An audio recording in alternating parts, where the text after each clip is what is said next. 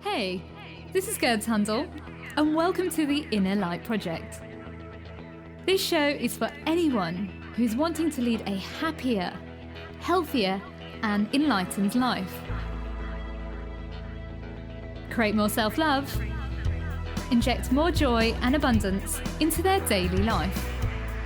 Join me for inspiring interviews and spiritual topics so you can shine your inner light.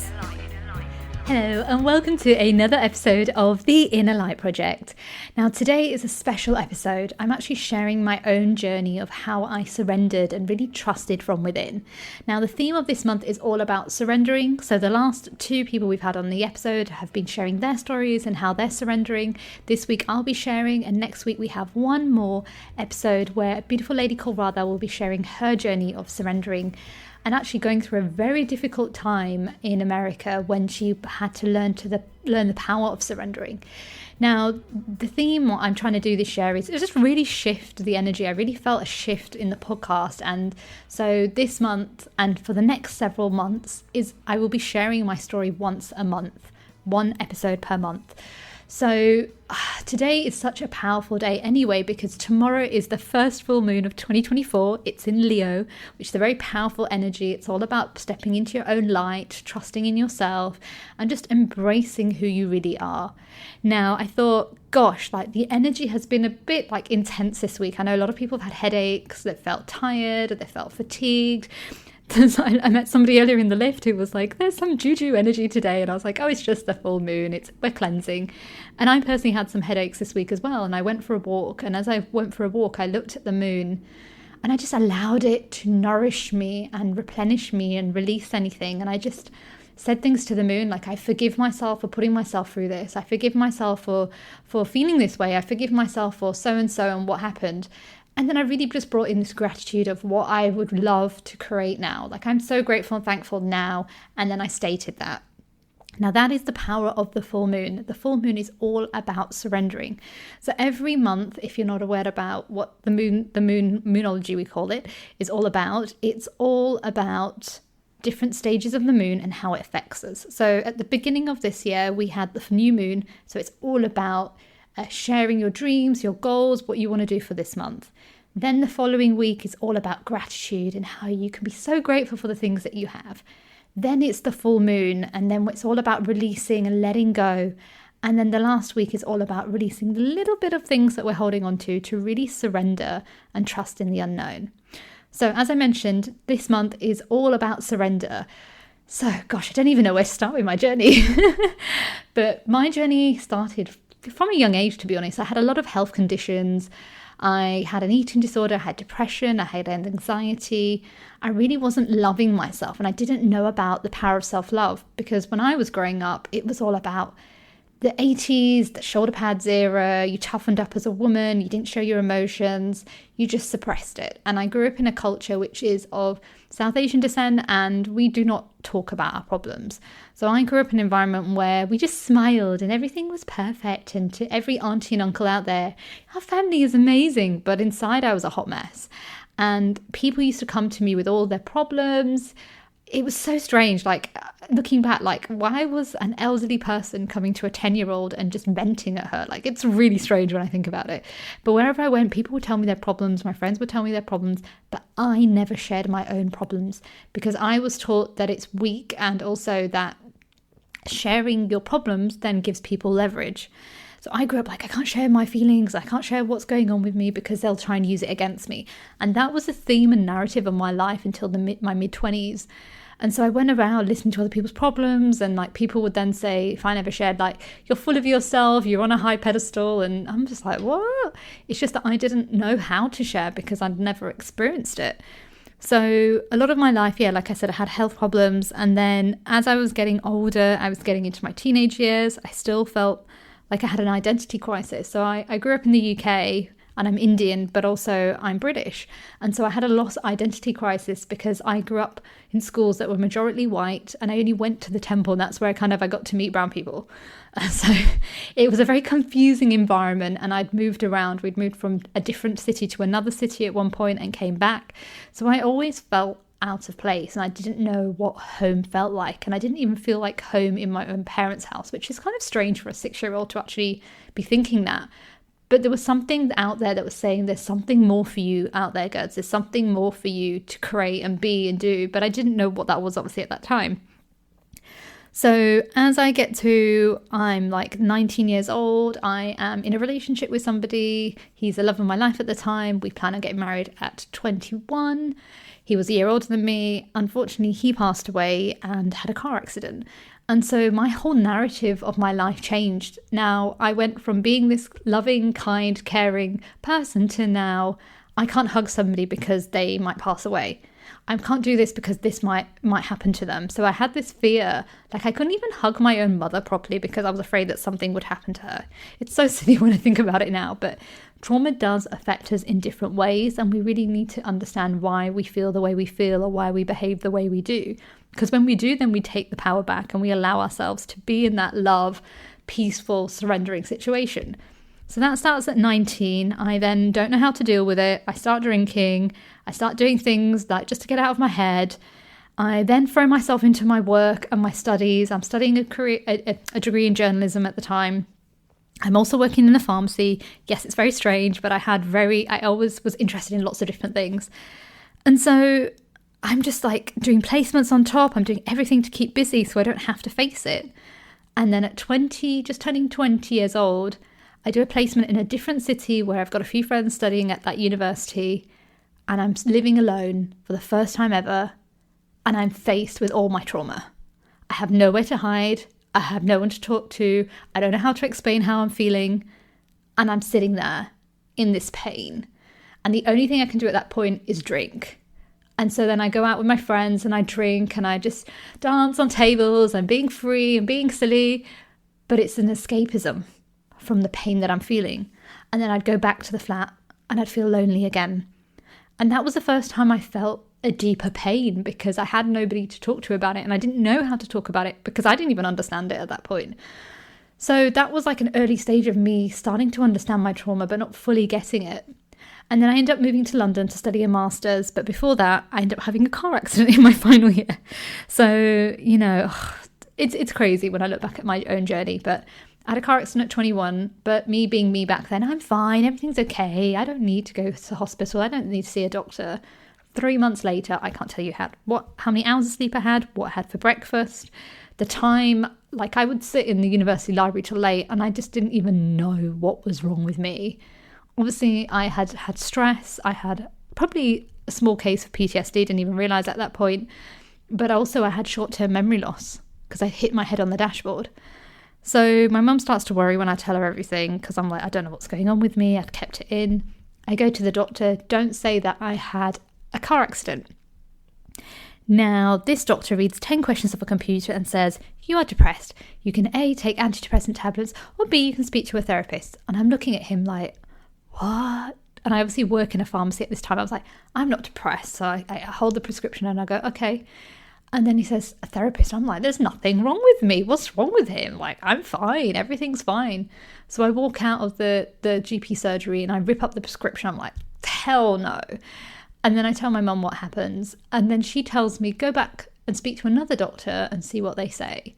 And I'm so grateful that my mum told me this because I went back and I this time it was a lady doctor. And I said, okay, I had a car accident. This is what's happened. And I've not been feeling good. And I don't know what to do. And she says, you just need time in nature. And I'm looking at her like, what? She goes, take 3 months off university, connect with yourself, get back into a routine and you'll feel fine. And I was like, no, I don't have time. I'm in my final year. I have a dissertation. She's like, no, but you need time off. So I agreed to it. I hand in my notice and then I take 3 months off. And then after that, I do all my exams. I do my essays and my coursework, whatever I needed done, my dissertation, and I hand it in. And I kid you not, that was the best advice I ever got. I went to bed early, I kind of sorted myself out, I ate on time, everything, and I came back to myself. Now, had I listened to the other doctor, my gosh, I probably wouldn't be on this podcast right with you now. And this is a problem when we allow others to dictate our well-being, because secretly inside I knew that something wasn't right with me and I needed time off, but I needed someone to just remind me that I needed that off and that it was okay, because I was very harsh on myself growing up that I needed to succeed and be successful. And so the first time I felt heard and seen, and I'm so grateful for that doctor for giving me that guidance at 21 years old that I needed. So then after that, I moved straight into London and I start a master's. Everything's going amazingly well. I'm meeting amazing people. I've got amazing flatmates. And then I end up in a relationship that wasn't really serving me, but it was just there. But obviously I didn't understand that it was my trauma playing out again from my previous partner because of him passing away. So I'm in this relationship with this person. It's all happened so quickly. It's like a whirlwind. It feels like we know each other, and, and things don't work out. And I grieve again. And I grieve so painfully. I'm getting angry and upset. And it's the first time I'm starting to feel my emotions. And I'm like, I'm abandoned again. So I had this abandonment issue. And it just feels so painful. Again, I'm left to deal with my emotions and I don't know what to do with it. And it's overwhelming. So I'm running around, making sure everybody else is okay, doing my deadlines, working on the weekend, doing everything to ignore the pain. But the pain keeps seeping in. And again, I'm just getting hurt and hurt and hurt. But again, I don't know what to do. So alcohol is my friend at that point. So I numb my emotions. I go out and I just escape from reality. And then me being me was like, right, I need to succeed. So the next stage is I need to go to Canada. I need to do a paid internship in Canada. I need to work for a news channel. I end up getting an internship. I get it literally the next day before I hand in my dissertation. I literally fly out and forget what city I'm in when I wake up. But that was Gurds. That was my way of dealing with things. I didn't know how to surrender, because again, a lot of us are not being taught how to surrender with our pain. Once we feel, deal and heal it, we take our power back. We are free. You're meant to feel your emotions. We are all emotional beings. Like if God, universe, higher power, whatever you want to call it, didn't give you those emotions, then we wouldn't have them. So there's nothing weak about it. We were given them. We were born with these emotions. And as women, we have this gift to feel our emotions. But society, because it's very patriarchal and it's a male's world that we've grown up in, deems that as bad. Now, it's not our fault that they can't maybe feel their emotions on the level that they need to feel. But when you don't feel your emotions, it stores in the body. And when you keep holding on to that resentment and anger and that pain and that frustration or whatever's happened, it then manifests in the body, and it manifests as a disease. So you could probably have more headaches, aches and pains. It could have a health condition.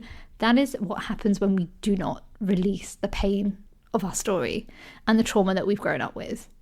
And I mentioned this in another episode, and I think it was with Radhika that, it doesn't matter if you had the most amazing upbringing, the most amazing parents, you had everything. We all have some level of trauma, small or big. We all have some level. And so it's so important to feel what you're feeling and let it go. Tomorrow is about the power of letting it go. It's the full moon. It's in Leo. It's like roaring. Let that shit go. Just let it go. I honor you to just do that, because when you do, you will set your life free. And this is what I'm about to share. So, I go to Canada, I ignore my pain. And again, listen to everybody else, not dealing with my emotions, taking on more than I can take on board, traveling 4 hours a day because I didn't pay attention as a naive 22-year-old how far the station was, right? And then, everything hits me and I collapse in my aunt's house. And my left arm stops working.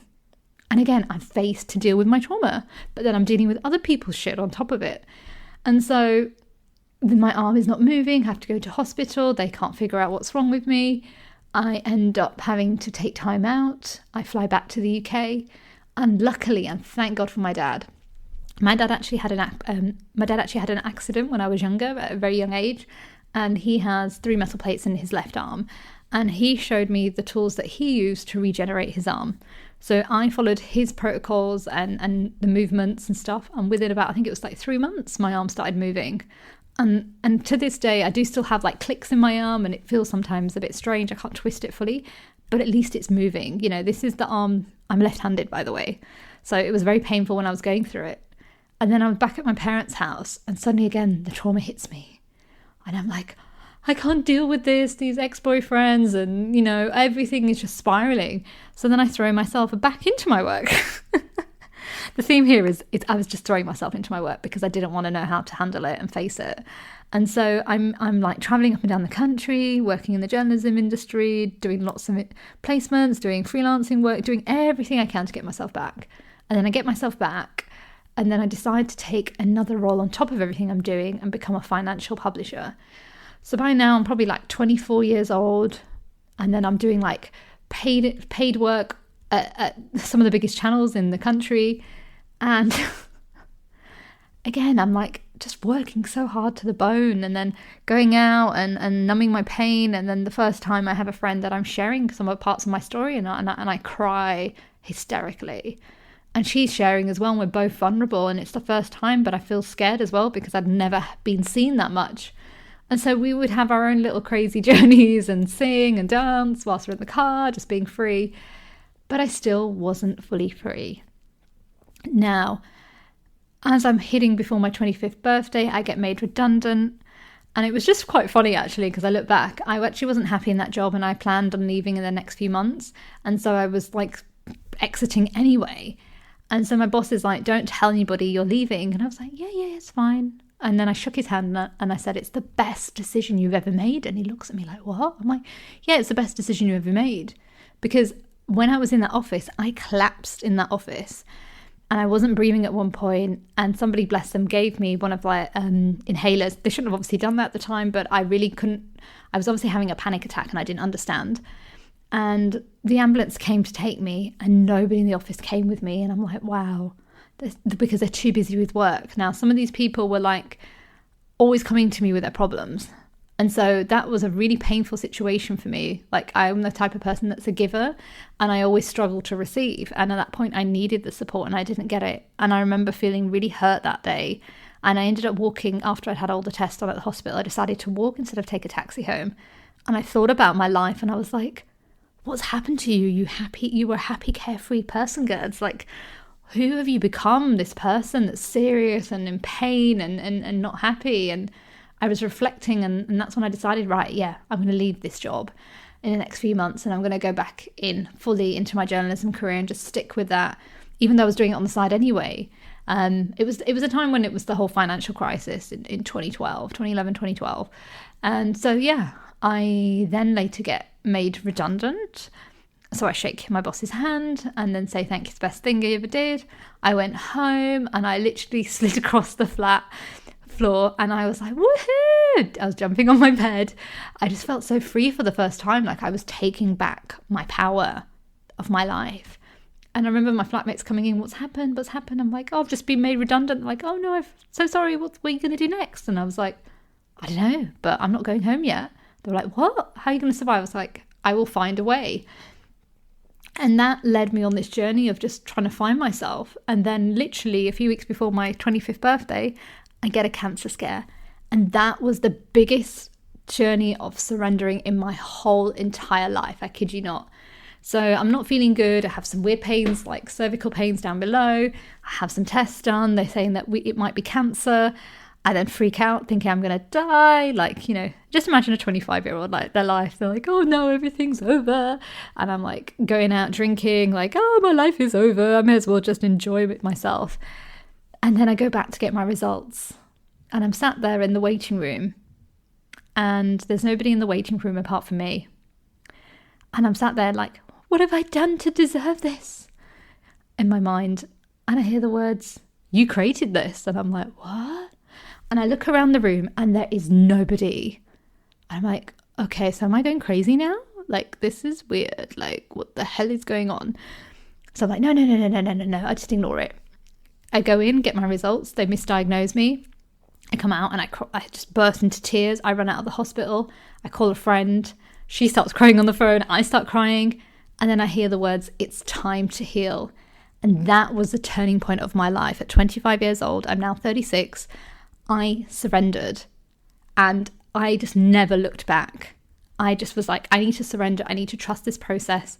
I need to allow myself to be and heal.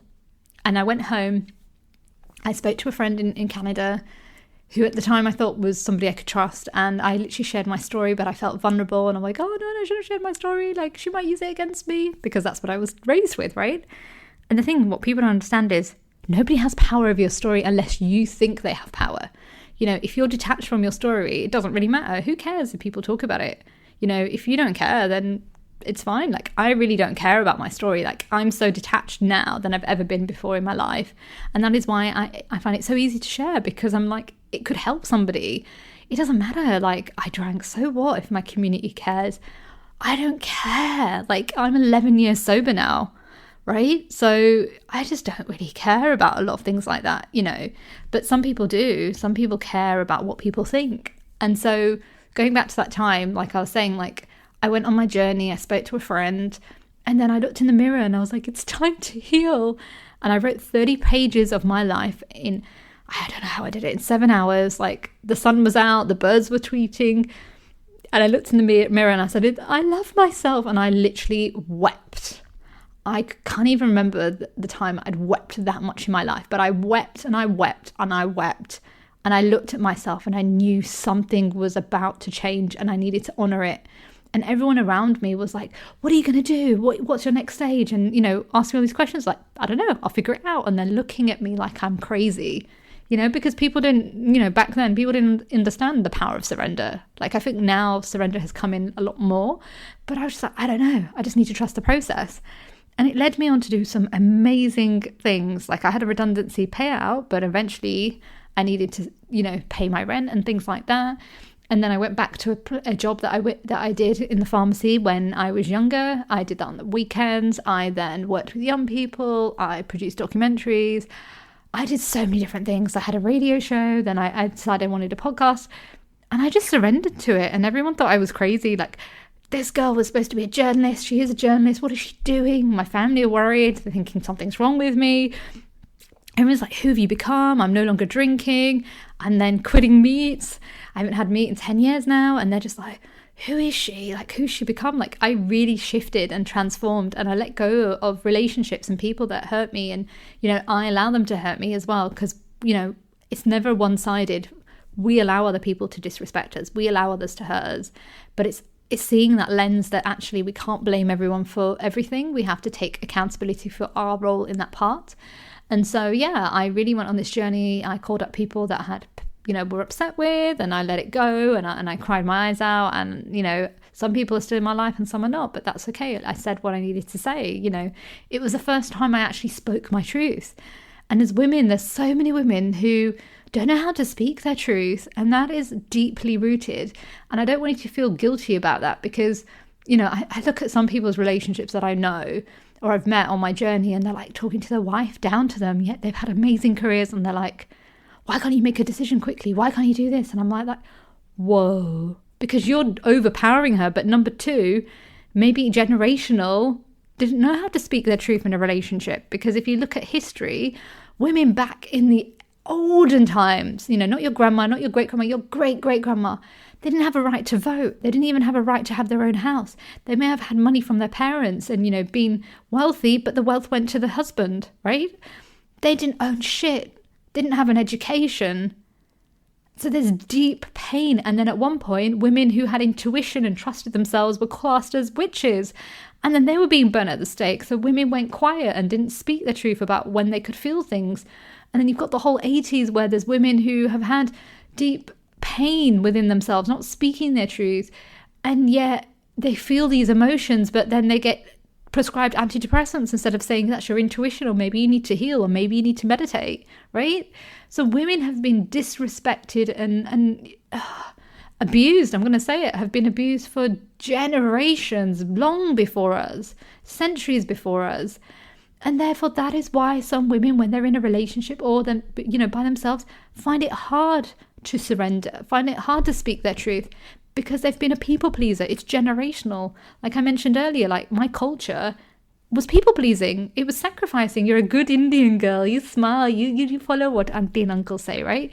Fucking hell, like, give us a break. Like, but this is why some women haven't been able to speak up. Now, I didn't even know how to speak up. I had to learn how to heal, to forgive myself, to forgive others, to speak my truth, even when my voice was quivering for the first time when I'm telling somebody no and I'm feeling disrespected. You know, the more you do it, the easier it gets. Then I had to learn about boundaries. Then I had to learn about energy and understanding why I was happy in some energies and being around some energies and tired around some others. You know, it's a journey. So I want you to honor where you're at right now. If you're ready to heal and you're ready for that, just honor it. And if you want support and guidance, come to me. Visit my website, www.gurdshandal.com. I have 2 programs. I have a VIP day where we pull out ancestral, cultural, society, familial trauma, and we let all that shit go. All the layers that are holding you back from really trusting your intuition. Or if you need more support and guidance, I have a 4-month program called the Infinite Trust Method, and it's so powerful. We heal all the past, we do all the VIP day, we then create self-love, we hold boundaries, you trust your intuition, you balance your masculine and feminine energy, you hear your inner child. And the reason why a lot of your pain is stuck is because that inner child is not being heard. She's not been allowed to surrender her pain because she's had to hold it within. And when she's free, my God, she is just alive. She's energetic. She's happy. She doesn't care. And that's what happened to me in 2013 when I was working with young people. My inner child just came out. She was free. She didn't care what people thought. She dressed the way she wanted. She'd walk into these financial districts with hats on her head. You know, just didn't care about the way she was dressed. She wasn't about conforming. She was about being her true, authentic self. Now, that's just part of my story. But the reason I share that, you know, it's now 2024, but there have been other things that have happened since 2012. You know, I've done, more than 8 years of inner work on myself. You know, I've been doing this for 11 years, but also I've had hurdles along the way. I had more other health conditions along the way. But because I healed all this emotional trauma that was holding me back, I was able to deal with it better than I would have done had I not done that work. Now, I actually had a kidney problem. I was born with it. I didn't find out till I was 30 years old. I then had surgery, and then I ended up having kidney disease on the back of it. So I was bedbound for a few years. So I would be up and down, and I had to honor my emotions. I had to surrender again. And I had to really trust the process. What am I being taught here? What is the learning curve here? Is this how my future is going to be? And if it's so, I need to learn how to surrender to that. And, you know, thank God for God, universe, high power. I found a way and I reversed it in 7 months. But I also had fibromyalgia. And so again, thank God again, I've healed it and I'm so grateful. But again, it was finding a way and I was surrendering in how to find the way. And, you know, now in my being 36 and 30, I'll be 37 at the end of the year. Yes, I've been through hell and back. Yes, I've been through pain. Yes, I've gone through a lot. But I'm so grateful for all of it because it's taught me the importance of life and the importance of letting shit go, just like the full moon. Let that fucking shit go, because when you let shit go, you feel free, you're happy, you're joyful, you get to be in the present moment. You know, all that resentment that you hold on to, it serves nothing. Think about that auntie who's really pissed off with that uncle, and every time she sees him, she's like, "Urgh," and she gets angrier and angrier. But what happens to uncle? That uncle's just living his best life. He doesn't care. And the auntie just builds up that resentment, and then that resentment turns into something else. It can turn up into a headache, ache, pain. It can turn up in a health condition. Now, I know with my kidney problem was that I was born with the defect. Like I said, I didn't know until I was 30 years old. Don't know how it managed to survive, just like the doctor said it was a miracle. However, there was fear that came through generational. My mum worked in the kidney renal unit. She was a nurse. And so there must have been some fears that she picked up while she had me and worked as a nurse, you know. And that's not to blame my mum, because that was my journey and that was her journey. But the key is to try to understand where these things come from. Now, I know some people have questioned me in the past and be like, that's too much deep thinking. No, but everything is linked, right? And when I understood that my mum worked with, you know, dialysis patients who are at the end of their journey, do you imagine the fear and the sadness and the grief they must have had? And my mum's a very highly intuitive person, so she must have been picking up all that pain and supporting and nourishing them. Yet got stored in the body. And I picked it up, and then I grew up this whole pain and fear, and I grew up with so much fear. I look back and think, God, what the hell was I thinking in my 20s? And so I was able to heal that. I don't have fear, and if a little bit of fear comes up, I just go, fuck it. What's the worst that could happen? And I take my power back. So my point is, you can take your power back at any age. It doesn't mean because I did it in my 20s that you can't do it. I have clients that are in their 60s, clients that are in their 40s, you name it. And they've all been ready to heal. And so when you're ready to heal, it doesn't matter what age you are, because that was your journey and it was meant to be that way. It was all aligned that way. But my point is, you don't need to stay stuck in that story, stuck of this person hurt me, stuck this relationship hurt me, stuck because somebody did this to me, and stuck because someone did that to me. I left a long-term relationship and I could have sat there and been like, he's this, he's that. And, you know, I felt the emotions, don't get me wrong. I was angry and I was upset, but I felt it. And then I let it go. And it didn't take me long to get over it. And the reason was because I surrendered to the emotion. I honored my emotion. I accepted it. I wasn't hard to myself. I paid attention to why I was feeling what I was feeling. I realized it. I vented and I let it go. And then I took my power back because I was like, how much more power am I going to give to this? You know, we only give people power how much we want to give to them. Again, the whole thing about the story thing, even if you share your story, nobody has power over it unless you think they have power over it. If you think they have leverage over it. I couldn't care less if someone went and told somebody that this happened to me. I'm like, cool, thank you. Maybe that will inspire somebody. Maybe that will help somebody. You know, there is so much courage in just sharing who you are and being who you are. You deserve to be heard, my love. You deserve to be seen. You deserve to be held the way you've always wanted to be. You deserve to be respected. You deserve to be loved. And if you're not feeling those things in this moment, it's time to honor and surrender your emotions, feel what you need to feel and let that shit go.